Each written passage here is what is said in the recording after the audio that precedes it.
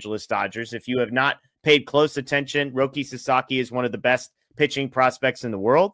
If this guy were in the major league draft, he would be a top 5 pick. If he came over and was prospect eligible, which some lists would consider him to be, he would probably be one of the top 5 prospects, if not the #1 prospect in all of Major League Baseball. He has decided to come over and be posted.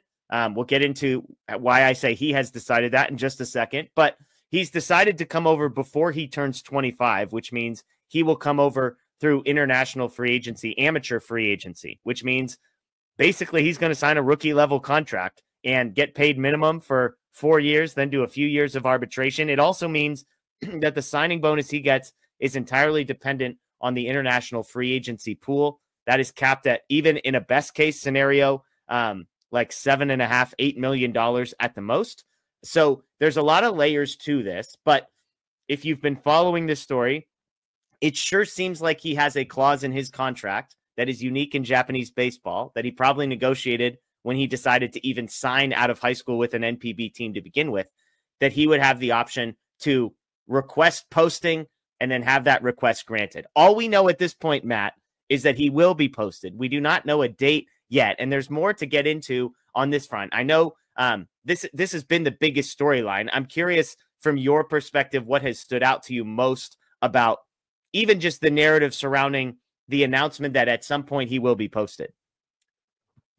I still am surprised that he's going to be posted this offseason. Whether it happens in a week or 2 weeks, obviously, it doesn't matter. I didn't anticipate it. I know that there's been a lot of I don't want to say conflicting information, but a lack of clarity maybe is the best way to put it on, what was in his contract. Would the Marines, I think, right, is the team. I always want to say Mariners, I think, just because we cover MLB. One letter away. Yeah. So that, I think, is still most surprising to me, is that he's going to be posted. And I guess, like you said, maybe Roki had the foresight early on to include this clause in his contract. Even then, it's still nothing is clear. I know I got a chance to watch some of your interview with Jim Allen, which unfortunately we weren't able to post because Matt's the only person that's seen this interview. We were getting ready to do it, and then the news broke, and Blake and Scott, I know they did a late night show Friday night, and it was Friday or Saturday. I lost Friday night.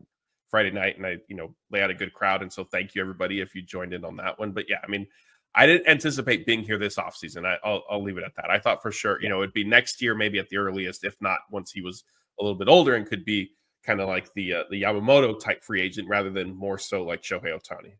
Yeah, and if you missed that, Jim Allen is a guy who's very plugged in, lives in Japan, has reported on baseball over there for a really long time. We had an interview with him, and then 2 hours later, the announcement comes that Sasaki is going to be posted. It's like, well, every question we asked is now obsolete. So we thank Jim for coming. But unfortunately, the interview will not see the light of day. So Shelly, real quick for the super chat. Thank you so much for that super chat. So happy that you were live tonight, Shelly. We are so happy that you're here with us. I know you were a big fan throughout the postseason World Series run. So it's good to have you back in here along with 1,776 of your friends, coincidentally enough. So thank you, Shelly, for being in with us. Here are the particulars on Roki Sasaki. And I never thought I would learn this much about the posting process and international free agency, but I feel like I've done a deep dive and gone down a rabbit hole on this stuff over the last 72 hours or so.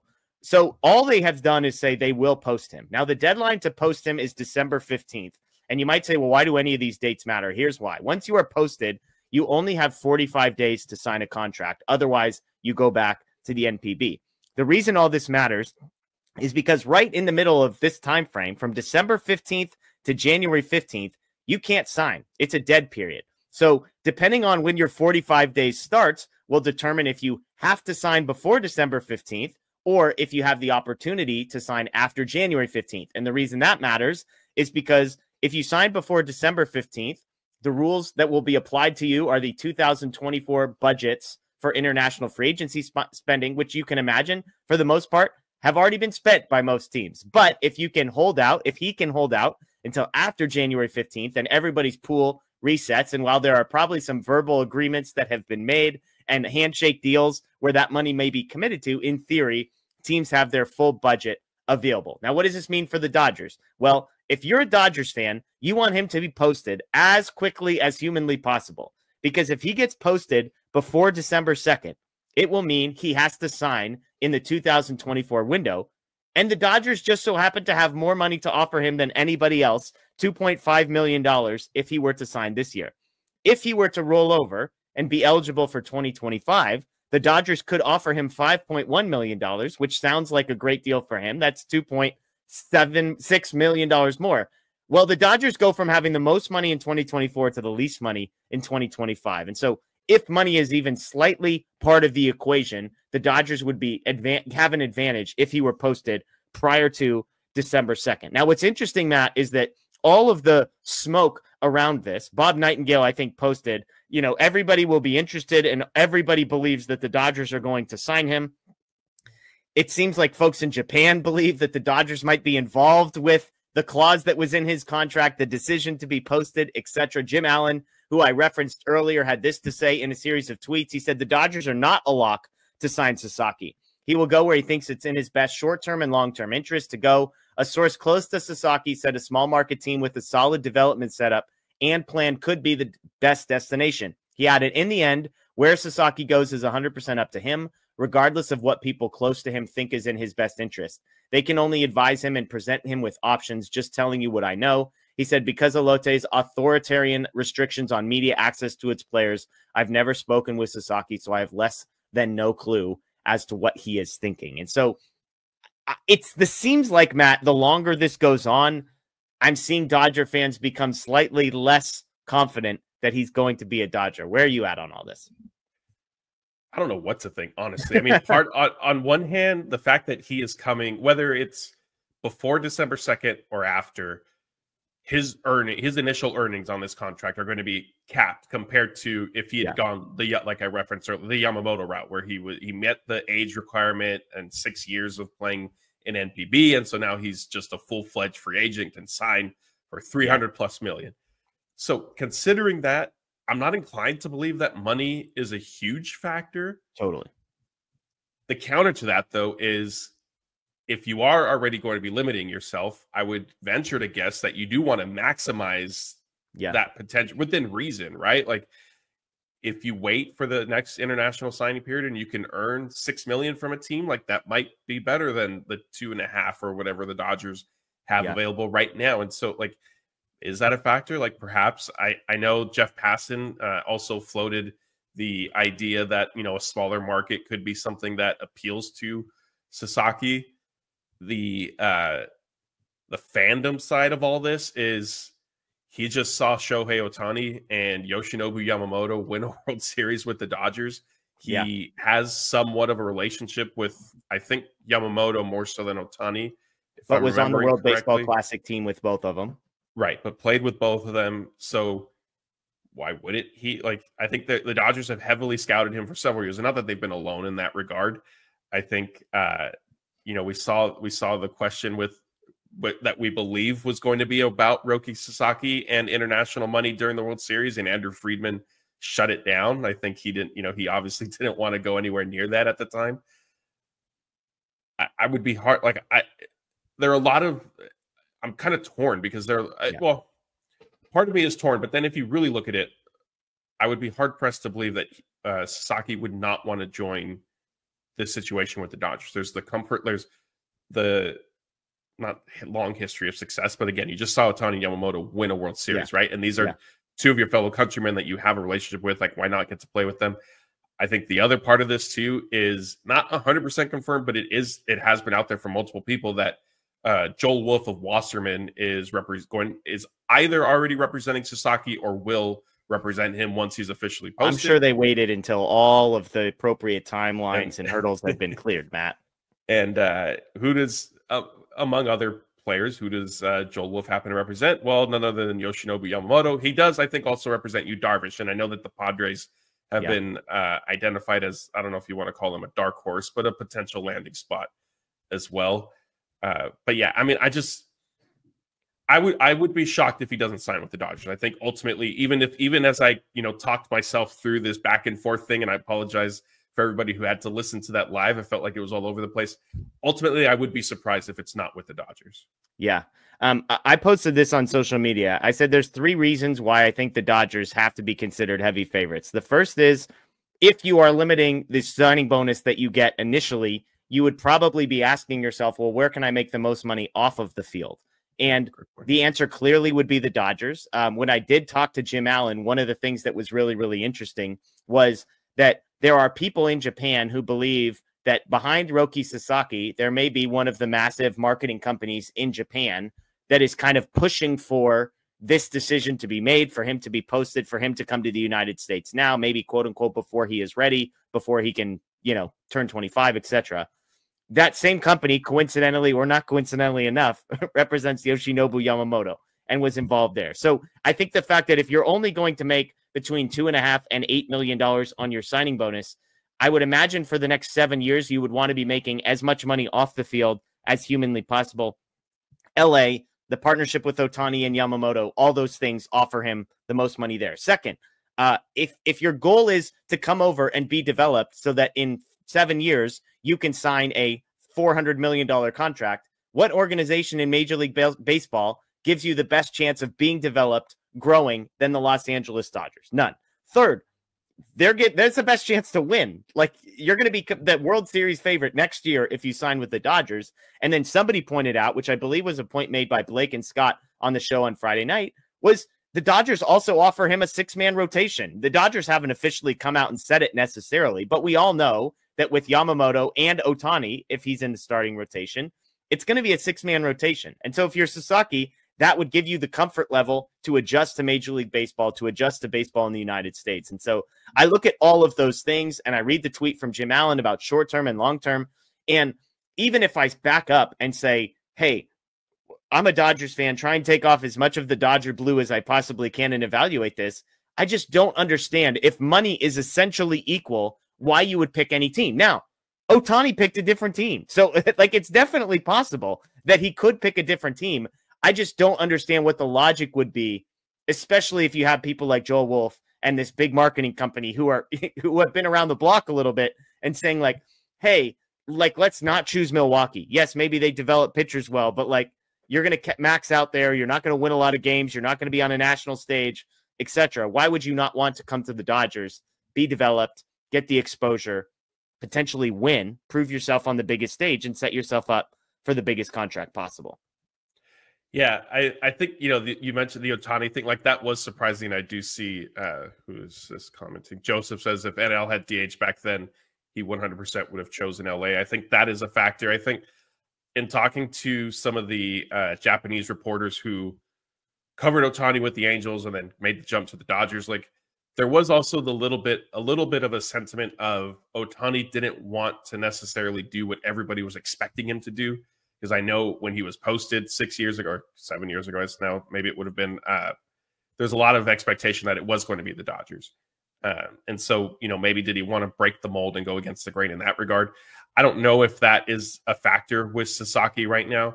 I think one thing that we don't necessarily know, and I haven't seen one way or the other from him, is if if you sign with the Dodgers, there obviously is going to be a ton of pressure, not just on him, but on the team in general. Yeah. And is that something that maybe he would want to avoid as he adjusts to life as a young major league player in the United States, completely new country for him? Perhaps. So I think, like, if that is a fact, and again, there hasn't been any indications that is the case, but if that is something that he maybe wants to kind of avoid initially, then I could see where he doesn't end up with the Dodgers. But like you said, like, being objective as we can, you'd be hard pressed to find a better situation than signing with the Dodgers. Like, not only competing for a World Series, not only a strong track record of helping pitchers and developing, and look, the injury stuff aside, like, that's become an issue across the sport.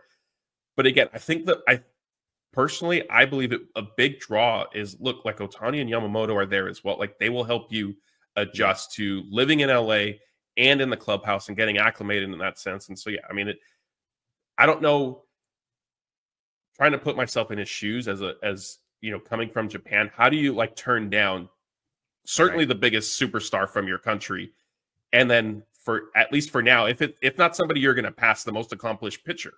Yeah, totally. Yeah, you have to imagine Yamamoto is up there. You know, Ohtani's in a tier of his own, I imagine, in Japan. But I imagine Yamamoto, in a country that loves baseball as much as they do, having a guy who has the richest contract in pitching history on that team. And so we'll see. I mean, because again, the only thing I could think is, to your point, does he not want the pressure? Is he afraid of the moment? This guy's pitched in the World Baseball Classic for his country alongside Ohtani and Yamamoto. So if you want to talk about pressure, like I would bet if you asked Ohtani and Yamamoto how World Series pressure compared to World Baseball Classic pressure, that it's either a push or the World Baseball Classic was a little more stressful for them than the World Series was. So I see Hawaiian Kira. What positives would there be to going to a small market? Again, there are other organizations, the Guardians, the Brewers that come to mind. Obviously, the Rays. There are teams that have like a history of developing pitchers pretty well. And so I could see that being the draw. But again, like, are those really better than the Dodgers? And would all of the cost, the financial losses of all the marketing money lost, the opportunity to win? Like, I can't imagine if Ohtani was given the chance to go back and say, hey, would you want to go to Anaheim again? To your point, yes, DH. So maybe the National League was crossed off, but I just can't imagine he would stay in that same place. And so, if they do have a relationship, I imagine he's saying like, hey, what was that process like? And he's like, I kind of wish we would have won at some point. I didn't want to go to a place for 7 years where I wasn't guaranteed anything. Whereas the Dodgers are literally winning the division in the postseason every single year. You're guaranteed an opportunity at a World Series. Yeah. I mean, it'll come down to obviously personal preference. And this is stuff that we don't necessarily know. Like, we just obviously being in the United States and not in Japan, like there are some question marks surrounding Sasaki. And then I think there also, as I mentioned earlier, have been some conflicting or at least differing reports on him. And look, I think another thing to this too is layered in to all of this is, so maybe some health concerns. And I don't think that the Dodgers would really shy away from that stuff. Like he did come back and pitch, and I know it's come out now that he had shoulder fatigue, I think is what they're calling it. And I think even an oblique issue at some point this year. But yeah, I mean, I still, like I said, as much as I could see like either scenario unfolding, I would be surprised if ultimately it's not the Dodgers, just because I think there are too many chips you can stack in their favor.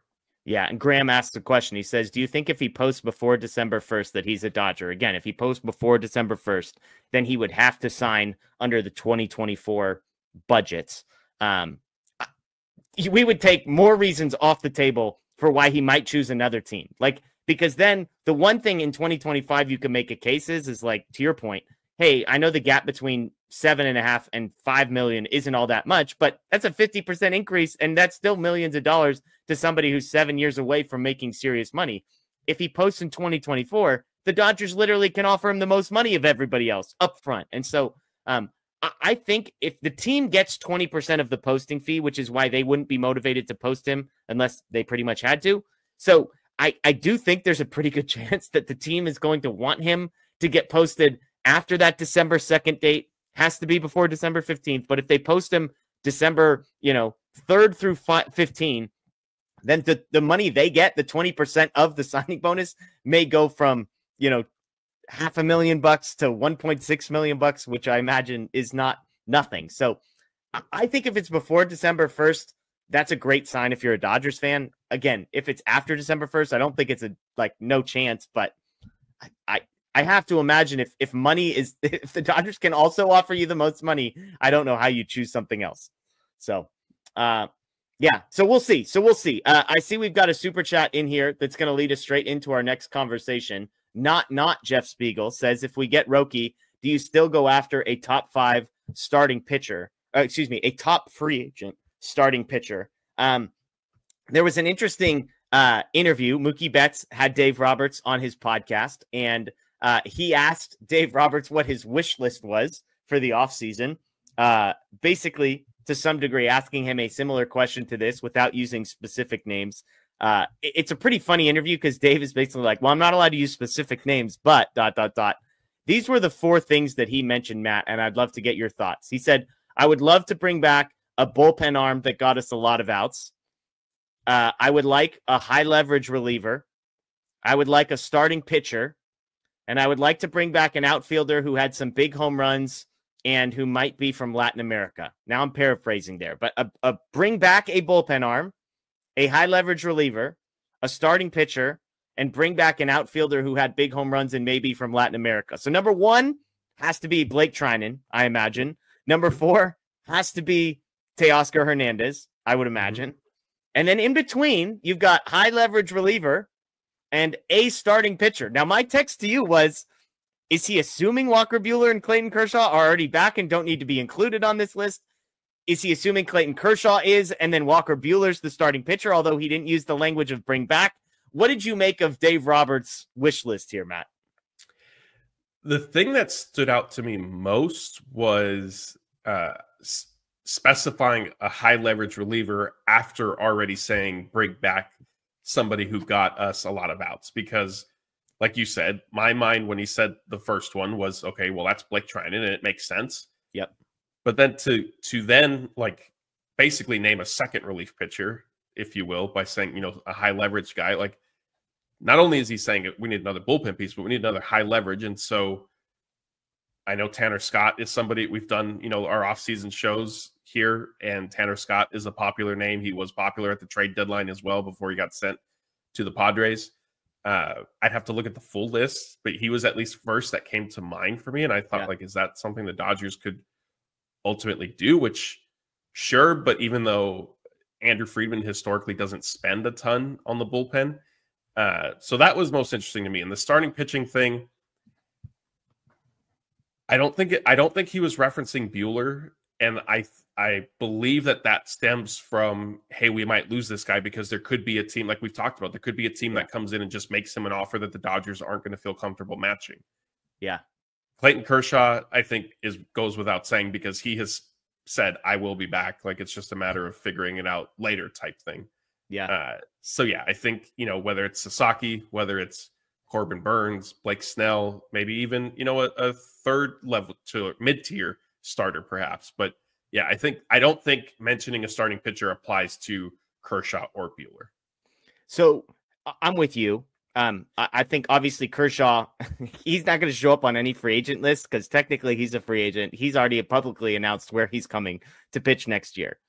What's interesting is, let's start with the bullpen. Dave mentions high leverage reliever. Right now, here are the guys that are on the 40-man roster in the bullpen. And there's more guys than this on the 40-man roster. That's the nicest way I can say that. These are the guys that I think are either definitely going to be back next year, are being paid a lot of money, or contributed in some way this year. Michael Kopech, Evan Phillips. If Blake Trinan is on the group, I'll include him here because Dave said he wanted him back. Vesia, Bonda, Gratterall, Enriquez, Ryan Brazier, who's still under contract, Michael Grove, who was on the NLDS roster. So that's 9. And we mentioned a 6-man rotation. So you've really only got 7 spots in a bullpen. That also doesn't include any of the guys who don't make the rotation, because let me read you the list of starting pitchers that are theoretically going to be healthy for opening day next year and are currently on the 40-man roster, especially if we're counting Kershaw and Buehler here. But Ohtani, who knows? Yamamoto, Glasnow, allegedly. And then you've got, if they get Sasaki, Kershaw, Buehler, so we'll just group those 3. Bobby Miller, Dustin May, Tony Gonsolin, Ben Kasparias, Justin Robleski, Nick Frasso, Kyle Hurt, and Landon Knack. So Ohtani, Yamamoto, Glasnow, Miller, May, Gonsolin, Kasparias, Robleski, Frasso, Hurt, and Knack. That's 11 starting pitchers. Kershaw would make 12, Buehler would make 13, and Sasaki would make 14. I'll just be honest. I do the math, and I understand, like, wanting a starting pitcher, going out and replacing a guy like Jack Flaherty, all that kind of a thing. If you don't get Sasaki, sure. But if they get Roki Sasaki, Matt, I don't necessarily see, like, there's always a need. I get that. But you also only have 40 spots on the 40-man roster. Yeah, I agree. I think for me, and I would guess that Dave saying a starting pitcher does apply to pitchers not named Kershaw and Buehler. So one of Sasaki, Burns, Snell, Fried, yada yada yada. Yeah, maybe even Flaherty, Fried type thing. Like I think he meant one of that group, because yes, Kershaw, you can count him as a pitcher, but who knows when he's going to be active. Like there is no timeline for him to like it could be a repeat of this year where he's not coming off the 60-day until the middle of the season, more or less. The Ohtani thing I can clear up for you. He's not going to be pitching before middle of April at the earliest, I would say. I think May would be probably the most likely. The Glasnow thing, that could go either way. So, you know, that's why I do think, regardless whether it's Sasaki, who obviously we just discussed at length, or it's Corbin Burns, like I think the Dodgers do need to acquire a relatively top tier, if not an ace, a very good number 2 starting pitcher for next season. I know some of that may depend on what happens with Juan Soto, and we're going to get into him. And I don't know. Have you had a chance to discuss Juan Soto on one of our live shows yet? I haven't yet, but I'm ready to cook, Matt. I'm ready to cook. Be ready, because the minute you say, and I mean, we'll have to watch the chat now. The minute you say his name, the second you say his name, it becomes a polarizing topic of yes, go get him. No, absolutely not. So just be ready for that. But yeah, back to Dave's thing. I do think they need a starting pitcher. So not named Kershaw or Buehler. Yeah. Let's get to a couple super chats, and then we'll get into Juan Soto. 300 says, question, does Ohtani count against the 13 pitcher limit, even though he DHs, or can the Dodgers call up another pitcher on the day he does not pitch? He doesn't count as a pitcher, period. So with Ohtani in the group, you can have 14. So that's a great question, because I was mentioning the 6-man rotation. They'll basically be able to have, when Ohtani is pitching, a 6-man rotation that on the roster looks like a 5-man rotation. So that's the advantage to Ohtani, is that you can carry an extra pitcher because he does not count, and you don't have to designate him as a pitcher on days that he pitches or anything like that. He's available whenever they want to use him as a pitcher in theory. So good question, good clarification.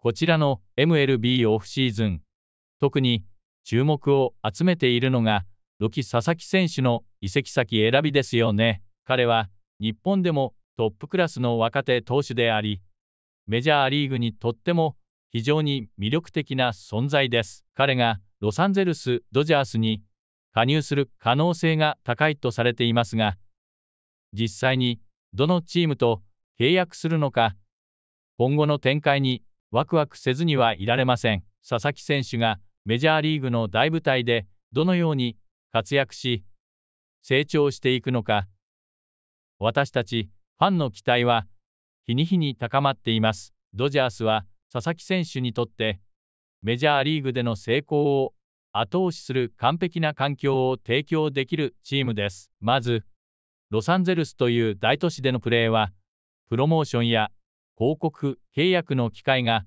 豊富であり、佐々木選手がオフフィールドでも収入を得るための大きなチャンスとなります。彼が日本のファンだけでなく、アメリカや世界中のファンに広く認知され、愛される存在になることでしょう。さらに、ドジャースには翔平、大谷選手や吉信、山本選手といった日本人選手が在籍しているため、異国での生活でも安心感を持ちやすく、適応しやすい環境が整っています。同郷の先輩たちからのサポートを受けながら、彼もまたメジャーアリーグの一員として輝くことでしょう。また、ドジャースの一員としてプレーすることにより、佐々木選手は最も優れた育成体制の下で、さらに技術を磨くことができます。ドジャースは MLB で最もピッチャーを育成するのが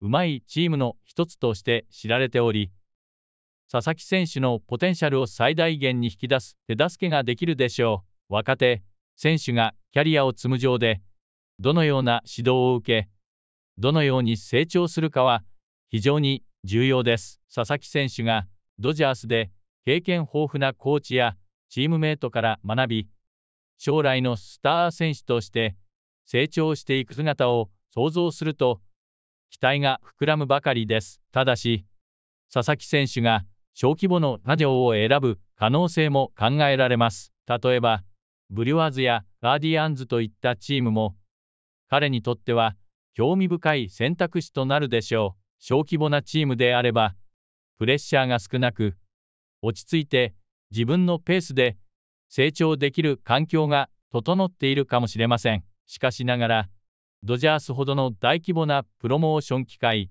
チャンピオンシップへの挑戦が難しい点もあります。そのため、佐々木選手がどのようなキャリアプランを描いているかが、彼の選択に大きく影響するでしょう。彼の成長と成功を第一に考えるファンとしては、どの選択肢を選んだとしても、彼が最高のパフォーマンスを発揮できるような環境でプレーすることを願っています。さらに、ドジャースに加入した場合、彼は6人ローテーションでの起用も視野に入れられる可能性が高く、これは彼にとって理想的な状況と言えるでしょう。MLB の過密なスケジュールに対応しながらも、無理なく自己管理を行い、体力を維持できるため、新しい環境への適応もスムーズに進むと考えられます。特に大谷選手や山本選手と同じチームで一緒にプレーすることで、